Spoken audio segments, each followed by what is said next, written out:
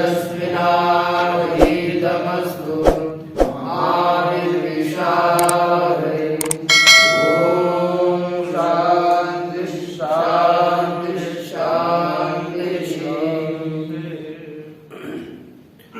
श्री भगवान पंढरीश्वर श्री आदिगुरु श्री शंकराचार्य श्री ज्ञानवराय श्री जगद्गुरु तुकाराम महाराज श्री संत एकनाथ महाराज इत्यादि सब संतों के अलौकिक अहेतुकी अकारण करुण ऐसी कृपा से हम कृष्ण यजुर्वेदीय कठ शाखा के कठोपनिषद का विचार करते हुए प्रथम अध्याय के तृतीय वल्ली में रथ रूपक की कल्पना देख रहे थे। इस रथ की कल्पना के प्रसंग में आत्मानुमृतिनम विद्धि ये कहा कि रथी आत्मा को समझना चाहिए और शरीरम रथम शरीर रथ है बुद्धिंतु सारथि विधि मन प्रग्रह बुद्धि को सारथी समझना चाहिए और मन ये लगाम रचना स्थानीय है। तत्पश्चात इंद्रियाणि हरानाहुः विषयांस्तेषु गोचरान् आत्मेन्द्रिय मनोयुक्तम तत्याहुः मनीषिणः। यहाँ पर इंद्रियों को घोड़ों के स्थानों पर रखा और घोड़ों के दौड़ने के जो मार्ग है वही विषय है। यहाँ पर जिसकी इंद्रियां जैसी होती है वश होती है यस्त्व विज्ञानवान भवति तयुक्तेन मनसा सदा तस्येन्द्रियाणि वश्यानि सदश्वाय दुष्टाश्वाय वसारथि। जैसे दुष्ट घोड़ा वाला मनुष्य सारथी होता है तो उसके अश्व घोड़े वह कभी भी नियंत्रित नहीं होते। उसी तरह जो अविज्ञानवान सारथी है, जो बुद्धि रूप सारथी तो है लेकिन विवेक युक्त नहीं है, जिसका मन निग्रहित नहीं है, उसकी इंद्रियां भी नियंत्रित नहीं हुआ। और जो सारथी जो बुद्धि रूप सारथी विवेक युक्त है, विवेक वाला है, मन में उसका निग्रह है, ऐसे पुरुष की ऐसे सारथी की इंद्रिया ये निग्रहित होती है, वश होती है। जैसे सारथी के अच्छे घोड़े नियंत्रित होते हैं उसी तरह इसके। अब ये जो बताया गया दोनों का फल, ये जो विज्ञानवान सारथी है उसका क्या फल है और अविज्ञानवान सारथी है उन दोनों का फल क्या है, उसका निर्देश यहाँ इसके पश्चात आगे के मंत्रों में किया जाएगा। उसी की अवतरणिका में भगवान भाष्यकार जी कहते हैं तत्र पूर्वोक्तस्य अविज्ञानवतो बुद्धि सारथे है इदम फलम।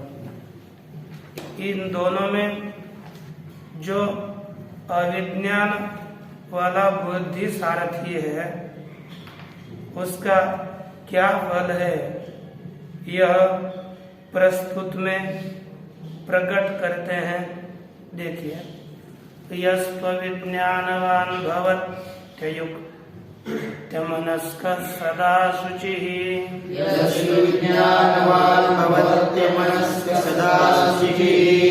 न स तत्पदमाप्नोति संसारे चाधिगच्छति।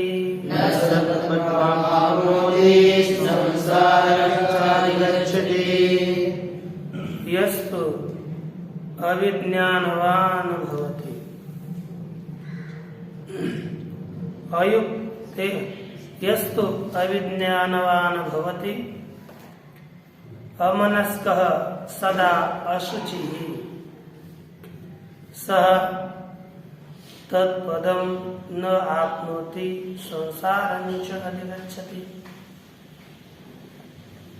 जो यहाँ पर कहते यस्तु अविज्ञानवान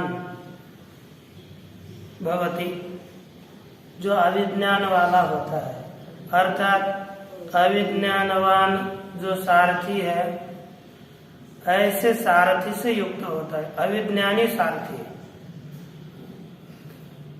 अमनस्क अर्थात अच्छे मन वाला भी नहीं होता, नियंत्रित मन वाला। जो रथी अविज्ञानवान जो अविवेकी सारथी वाला होता है,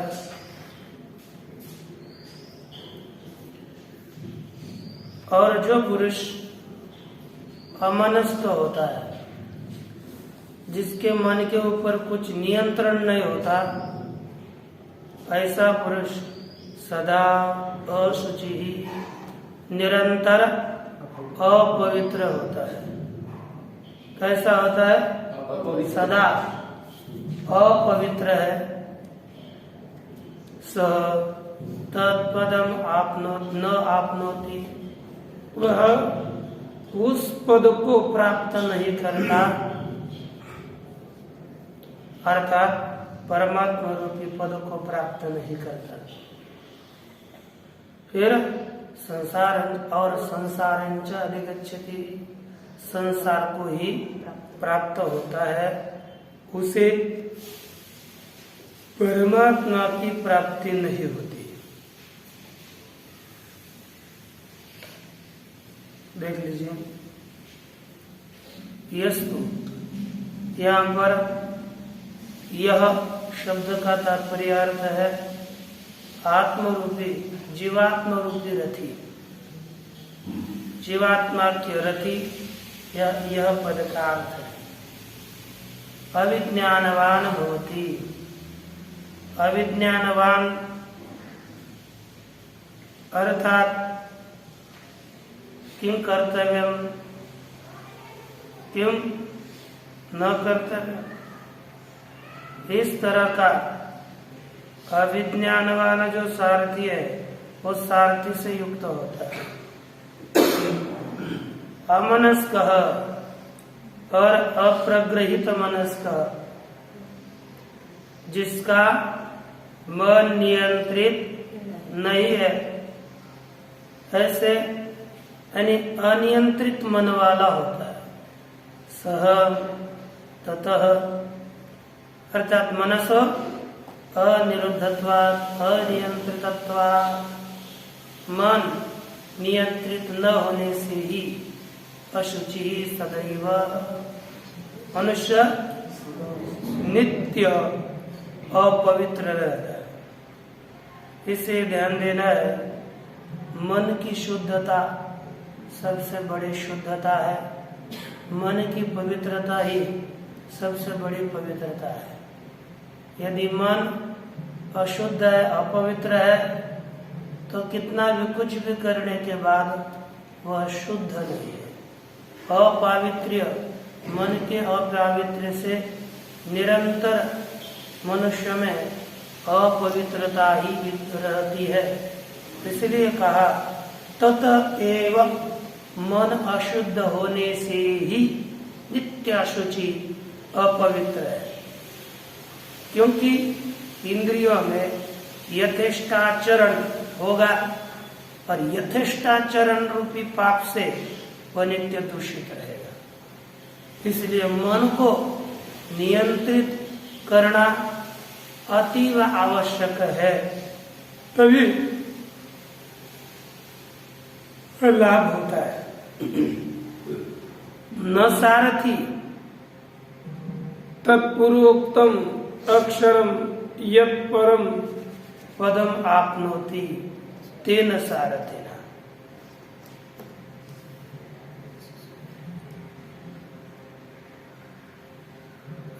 क्या लिखा है इसमें कि हमारे में सारथी ऐसा लिखा हुआ है, इसलिए हमने पूछा कि क्या सरथी होना चाहिए। सरथी, वह रथी। तत्पूर्वोक्तम अक्षरम यत् परम पदम न आपनोति। यत् पूर्वोक्तम अक्षरम है ना, जो पूर्व में बताया हुआ अक्षर है, वह अक्षरात्मक पद को तत्पदम न आपनोति, उस पद को प्राप्त नहीं करता। सहरथी, ये पाठ रखना है, आप में होगा नहीं, पर क्यों नहीं प्राप्त होगा का तेन सारथी, ऐसे सारथी के द्वारा जो अविचारी सारथी है, जो अविचारी मन है, अनियंत्रित मन है, ऐसे सारथी और ऐसे मन के द्वारा उस परम पद को प्राप्त नहीं करता। न केवलम कैवल्यम न आपनोति, केवल इतनी ही हानि है ऐसा मत समझना कि हम कैवल्य पद को, मोक्ष को प्राप्त नहीं होते, ऐसी बात नहीं है।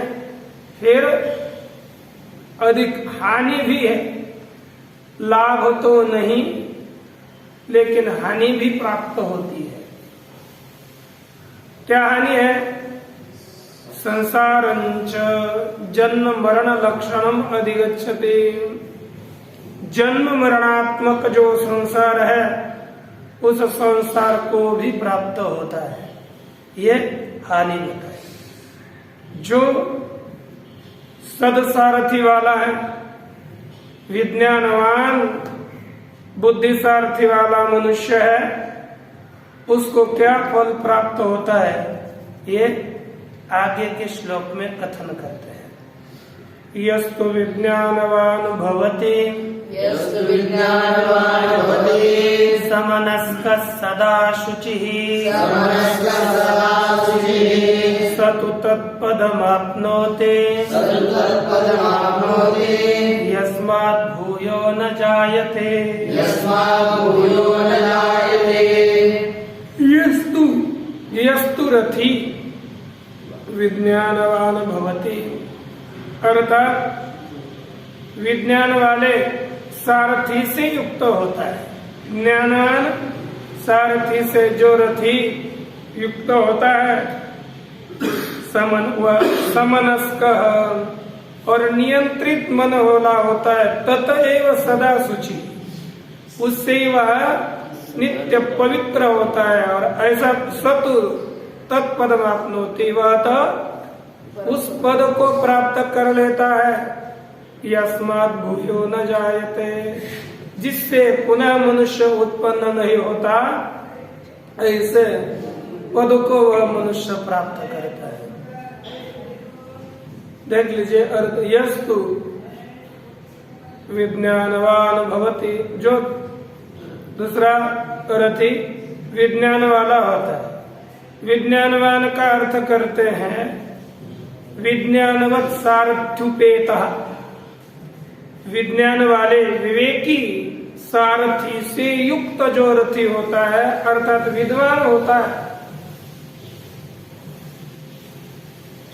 ऐसा रथी युक्त मना, समनस्क, युक्त मना है, समनस्क है, अपने मन के ऊपर नियंत्रण है जिसका, ऐसा युक्त मन वाला है।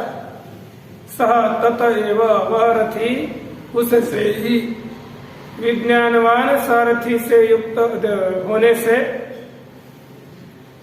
सदा अथवा मनस शुद्धत्वात्, नियंत्रितत्वात्, समनस्कत्वात्, ततएव सदा शुचि, उससे ही वह नित्य निरंतर पवित्र ही है। सतु तत्पदमाप्नोति, वह तो उस पद को प्राप्त कर लेता है।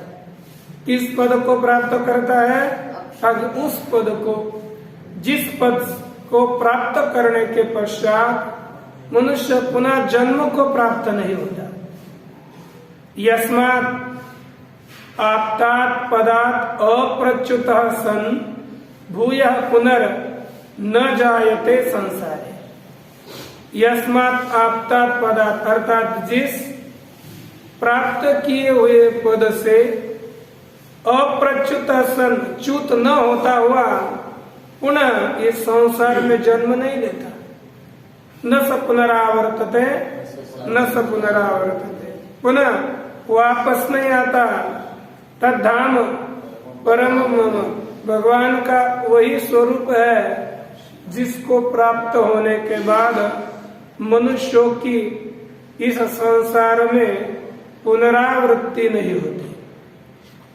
वह कौन सा पद है? किम तत्पदम? शंका भाई, वह पद है कौन सा जिसको प्राप्त होने के पश्चात मनुष्य का पुनरावर्तन इस संसार में नहीं होता? इति ऐसी शंका हुई तो उत्तर दिया, आह विज्ञान सारथिर्यस्तु मन प्रग्रहवान् नरः स्वध्वन पारमाप्नोति तद्विष्णोः परमं पदम्।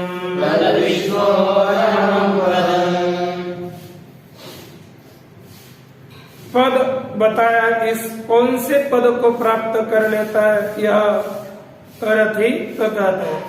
विज्ञान सारथिर यस्तु, यस्तु विज्ञान सारथि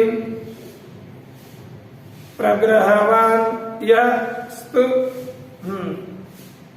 यह विज्ञान से यस्तु विज्ञान सारथि प्रग्रहवान नरः सह अध्वनः पारम आपनोति तद विष्णोः परमं पदम्।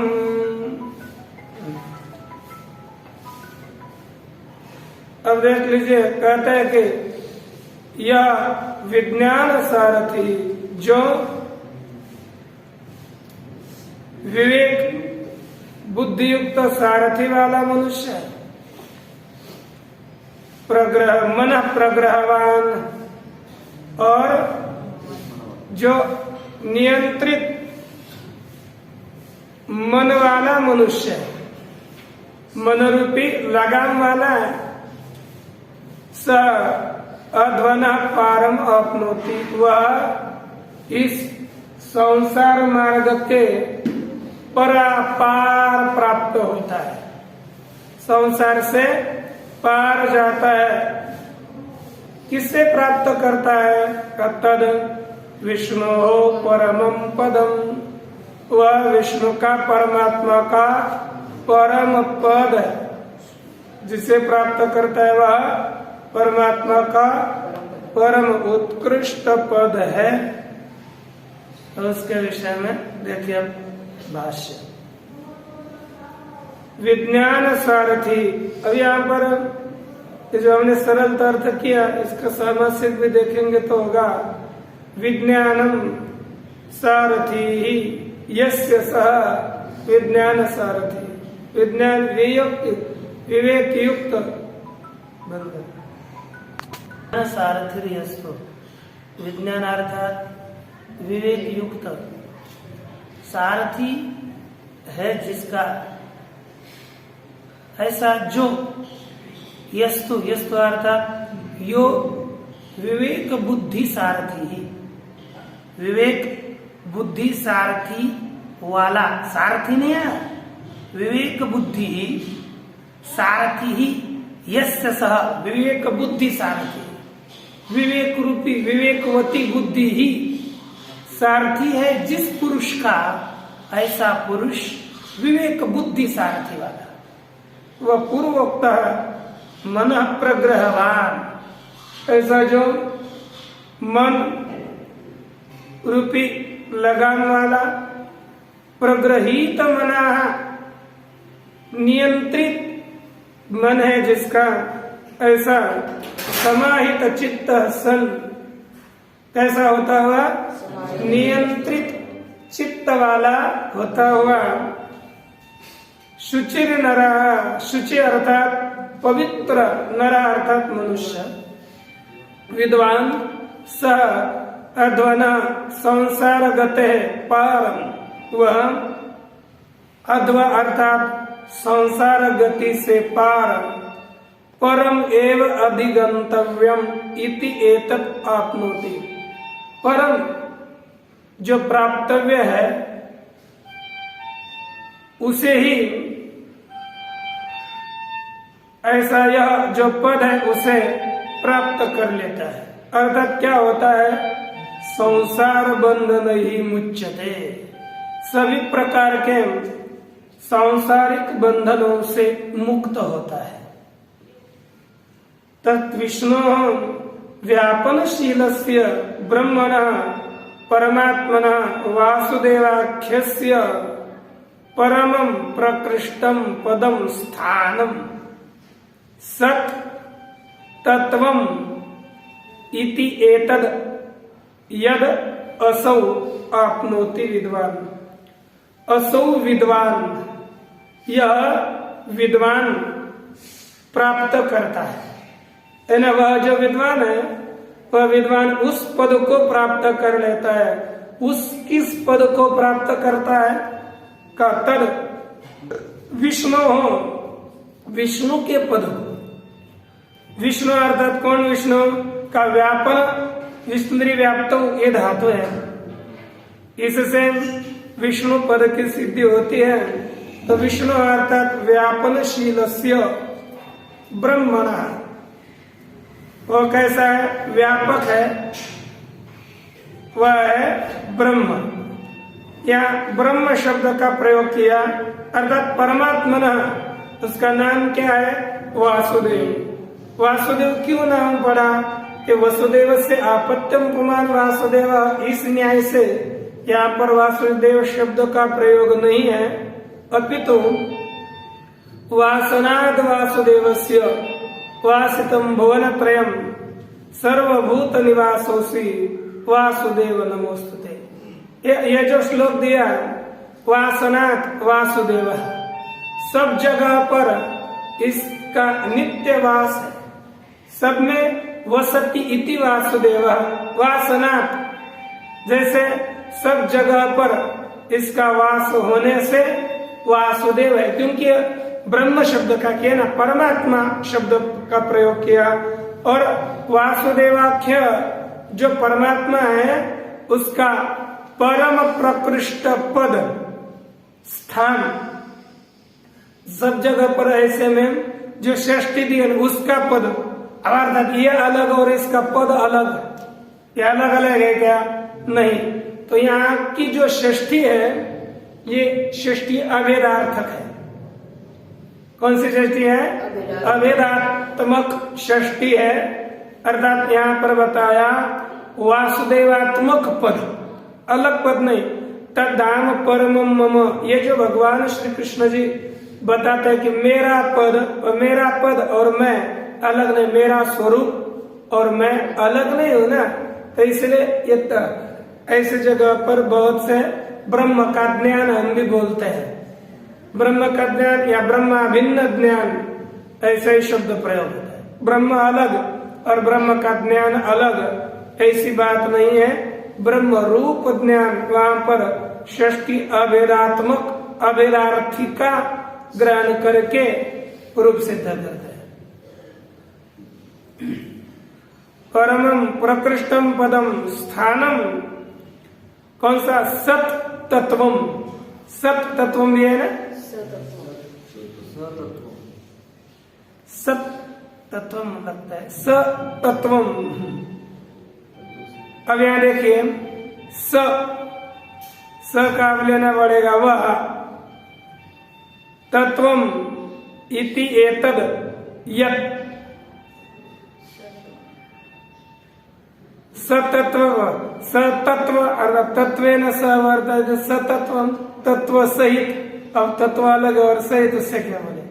सतत्वम तत्व सहित समझो अभी, क्या? अथवा सत तत्वम, यह होना चाहिए।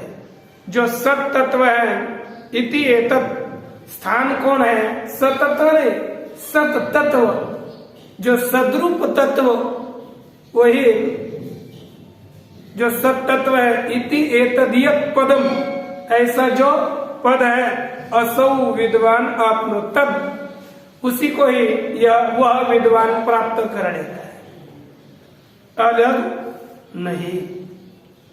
अब इसके पश्चात आगे देखिए,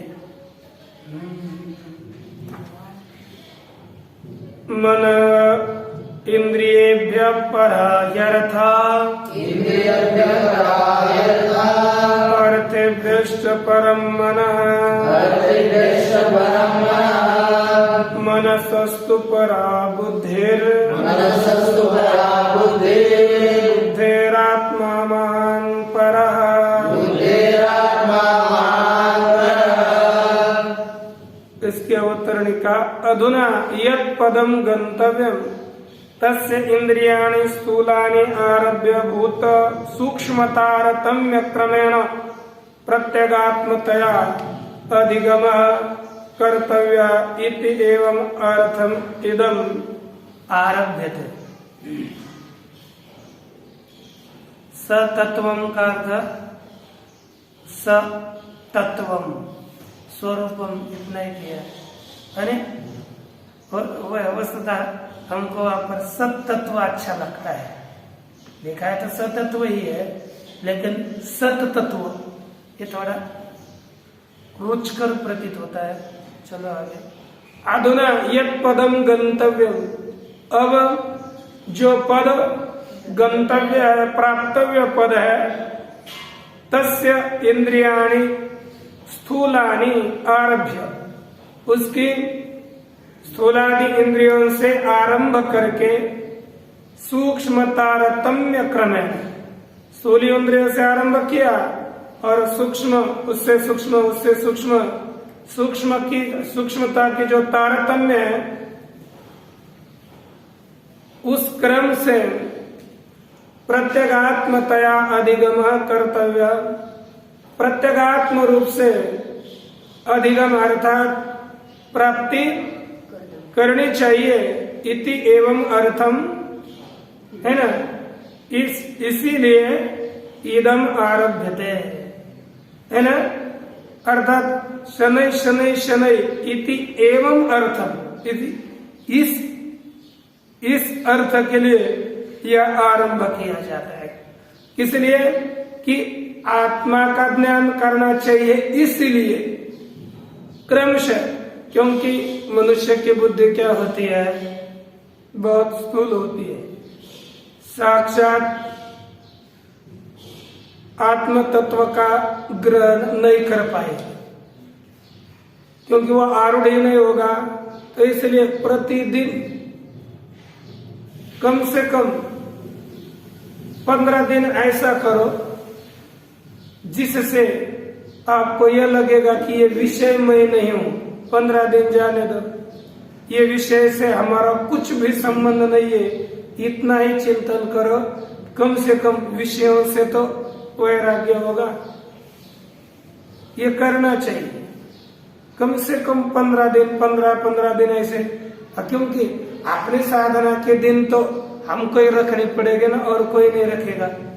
और उसके पश्चात ये मैं स्थूल पदार्थ नहीं हूं, तो फिर उसको सब बाह्य संसार को अपने से पृथक करो। ये जो घर है, कोई भी जितने भी चीजें हैं, वह उनका मेरे साथ कोई भी संबंध नहीं है। मैं इनका, क्योंकि वास्तविक रीति से हमारा किसी के साथ भी संबंध नहीं है। फिर देह में आओ और देह को देखो, तो देह को 15 नहीं, महीना लगा, लेकिन देह में नहीं हूं, ये पहले ठान निश्चित दृढ़ निश्चय होना चाहिए। फिर आगे एक तो आपको कम से कम इतना भी पता चला ना, मैं देह नहीं हूं। इसमें यदि आपकी बुद्धि दृढ़ हो गई, जैसे आप सोकर उठो अथवा कैसे भी करो, किसी भी अवस्था में आपको कहा कि हे राम, लग रहा, ये हम बोलते हैं कि नहीं, ये कितना तादाद में हमारे इस नाम से, इस देह से, उतना तादाद में हमको अपने आत्मा से होना है। मैं इनसे कभी भी आपको लगेगा कि मैं कौन हूं, तो कभी भी ऐसा नहीं होना चाहिए कि मैं जा रहा। देह के साथ तो अपना अहम तो जुड़ना ही नहीं चाहिए। ममत्व हो यदा कदाचित, लेकिन अहंता देह के साथ नहीं होनी चाहिए। इसके लिए प्रयास 10 मिनट हो, 15 मिनट हो, प्रतिदिन आप प्रयास करिए। आपको 10-15 दिन के बाद ही विलक्षण आनंद की अनुभूति होने लगेगी। क्योंकि देह के साथ जितने भी व्यापार होंगे वह हम अपने में नहीं ले पाएंगे, हमारे साथ उसका कोई संबंध नहीं। यदि होगा तो कितना अलग लगता है। आप देखिए चिंतन करके, तब चिंतन करने के बाद ही पता चलेगा। वैसे तो ऊपर से तो केवल हाँ ऐसा होता है वैसा होता है, तो ऊपर से बातें हम बहुत करेंगे, ये ऐसा है वो ऐसा है, क्योंकि ऐसे वैसे से ये परमार्थ नहीं होता। हमको उसका अनुष्ठान करना पड़ता है।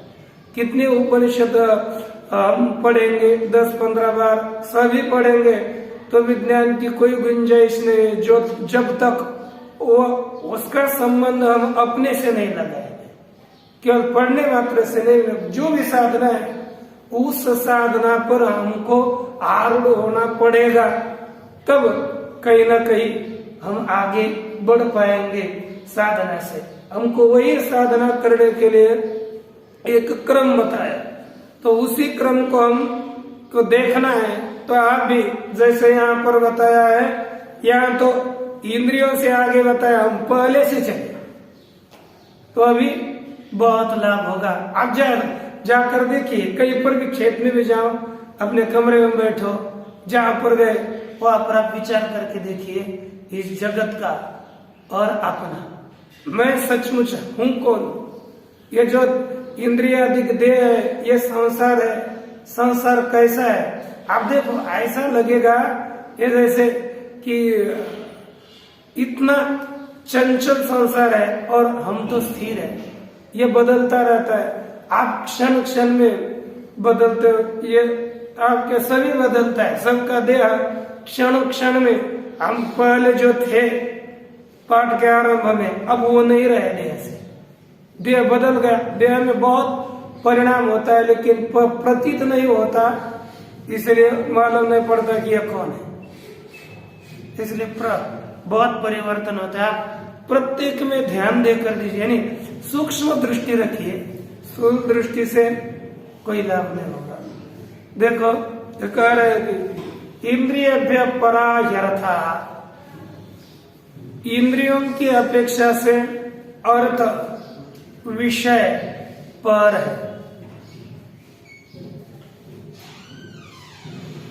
अर्थ बेस्ट परम मनः, अर्थ अर्थात विषय, उनसे भी मन पर है।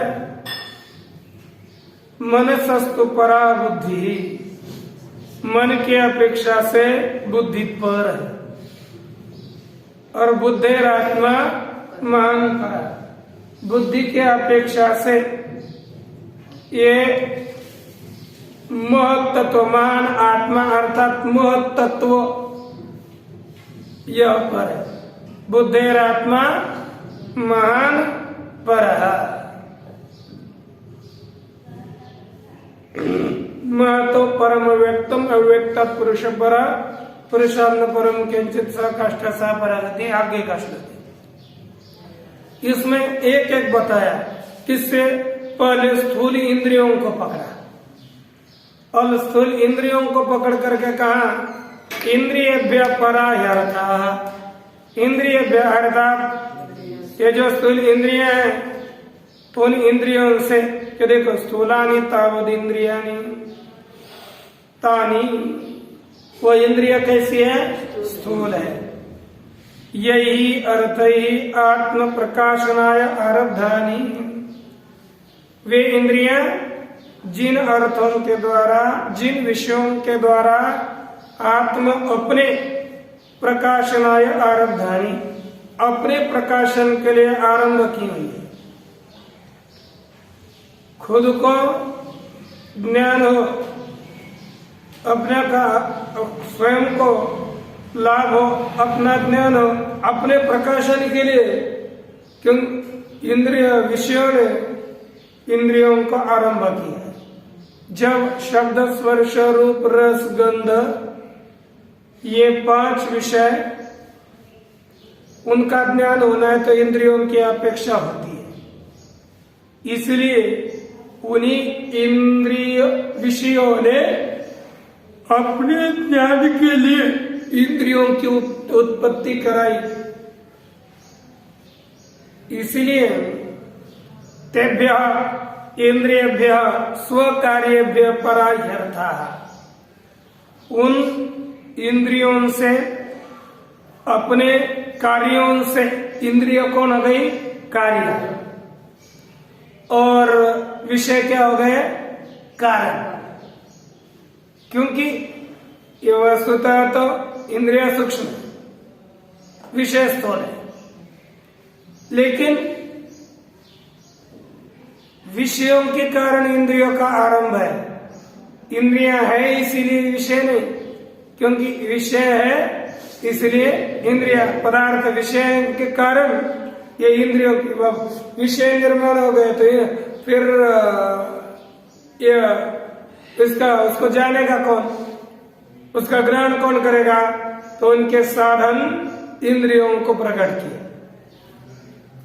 इसलिए स्वकार्य माना इनको, उस दृष्टि से कार्य है। जैसे जगत में सबका कारण होता है, लेकिन विषय भी इंद्रियों के उत्पत्ति के कारण है। इसीलिए स्वकार्य इंद्रियां उनसे पराह्यर्था, विषय पर है। क्यों? क्योंकि इंद्रियों की विषयाधीन प्रवृत्ति होती है। इंद्रियाणाम अर्थाधीन प्रवृत्ति मतवाद, ये इंद्रियां अर्थाधीन विषयाधीन प्रवृत्ति वाले हैं, इसलिए इनको विषयों को पर बताया। इंद्रियां तभी प्रवृत्त होगी जब विषय होंगे तब। और यह अर्थ कैसे है? सूक्ष्म है, इंद्रियों की अपेक्षा से। अब ये सूक्ष्मत्व कैसे, ये देखना पड़ेगा, क्योंकि सूक्ष्मत्व ध्यान में आज नहीं आया तो हम विचार कर लेंगे। सूक्ष्म है क्यों? तो कहा टीका में लिखते हैं विषय मनोबुद्ध्यादि क्रमेण,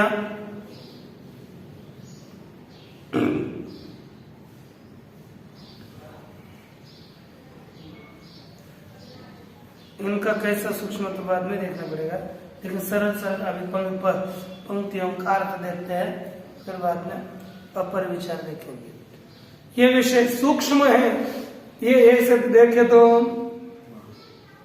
तन्मात्रा रूपी विषय ये सूक्ष्म है, और पंचकरण के बाद जो विषय है वह स्थूल विषय है। कैसे है? पंचकरण होने के बाद जो विषय होता है वह स्थूल है, और पंचमहाभूत सूक्ष्म में रहने वाले वह विषय तो पहले से ही है। जब शब्द स्पर्श रूप रस गंध ये जो उत्पन्न होते हैं ना, ये सभी विषय भूतों के उत्पत्ति के सहित उत्पत्ति होते हैं। आकाश शब्द गुण कम आकाश इत्यादि एक नहीं, वो शब्द गुण वाला आकाश होता है, उसके बाद आगे की सृष्टि होती है इंद्रियादियों की। इसलिए सूक्ष्मता तो ये विषयों में है, ये सूक्ष्म रूप विषय। इंद्रियां भी उत्पत्ति के समय उत्पन्न नहीं होती, पहले विषय, इसलिए उनको सूक्ष्म मानता, मान और प्रत्यगात्म भूताश्च, प्रत्यगात्म रूप है, प्रत्यगात्मा से पृथक नहीं है। तेभ्य अर्थेभ्यश्च परम मनः सूक्ष्मतर, उन्हीं अर्थों से विषयों से पर सूक्ष्म मन है। अब हमको संदेह होगा सूक्ष्म मन को क्यों कहा? क्योंकि देखो ये जो विषय है ना, ये प्रत्येक भूतों में है, लेकिन वे तमोगुणात्मक है कि नहीं? तमोगुण की अपेक्षा से सत्वगुण सूक्ष्म होता है, और मन अंतकरण चतुष्टय सत्वगुणात्मक होता है कि नहीं? सत्व सभी मिलित सत्वगुणों का कार्य नहीं है अंतकरण। क्या संदेह हो गया कि इतना बड़ा टेंशन हो गया कि अब ये सत्वगुणात्मक कैसे है? क्योंकि सत्व पंच मिलित पंचमहाभूतों के सत्वगुण का कार्य है। तो स्थूल तमोगुण के अपेक्षा से सत्वगुण को हम स्थूल मानेंगे ना, क्या सूक्ष्म मानेंगे? हाँ, ये बोलते स्थूल। तमोगुण स्थूल होता है कि सत्वगुण स्थूल होता है? जब तमोगुण आपके तमोगुण आएगा तो आप बहुत चंचल होते हैं कि नहीं? शरीर हल्का हल्का लगता है, और सत्वगुण आएंगे तो मनुष्य केवल दिन रात सोता ही रहता है, उल्टा है क्या? तो इसलिए सत्वगुण क्या होता है? सूक्ष्म होता है। तो मन है उसका कारण, इसलिए तेभ्य हर्तव्य परम मन सूक्ष्मतरम महत प्रत्यगात्म भूतंच मन महत भी है और प्रत्यगात्म रूप भी है, क्योंकि मन ही विषयों का ग्राहक होता है।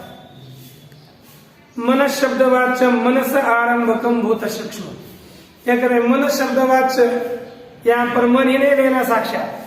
अब क्योंकि हम सूक्ष्म विषयों में चले गए ना, तो मन का आरंभक भूत सूक्ष्म ही यहाँ पर लेना है, तब तो सूक्ष्म हो जाएगा। और सूक्ष्म भूत जिससे सब सृष्टि होती है, परमात्मा से पृथ्वी आप तेज आकाश, ये स्थूल ये आकाश वगैरह उत्पन्न नहीं होते, वो तो सूक्ष्म आकाश, सूक्ष्म वायु, सूक्ष्म तेज, उस अंश को लेना है बस, जिससे मन का आरंभ हुआ है। पूरा भूत सूक्ष्म भी नहीं। जैसे मृत्तिका से घड़ा आरंभ होता है तो सभी मृत्तिका थोड़ी ली जाती है, जो मृत्तिका घट रूप से परिणत हो गई उतनी मृत्तिका, उतना भाग। वैसे यहाँ पर जिस भूत सूक्ष्म से मन की उत्पत्ति हो गई उतना सूक्ष्म भाग, वही भाग में ये मन शब्द का वाच्य है। ये मन कैसा है? संकल्प विकल्पाद्यारंभकत्वात्, ये संकल्प विकल्प आदियों का आरंभक होने से मनसोपी, उस मन से भी परा सूक्ष्मतरा महत्तरा प्रत्यगात्म भूता च बुद्धि, मन से भी सूक्ष्म महत और प्रत्यगात्म रूप अनुपाय रूप यह बुद्धि है। अब यह बुद्धि कैसे? या बुद्धि से भी, कि बुद्धि भी तो अंतकरण चतुष्ट का एक भाग है, ठीक है नहीं?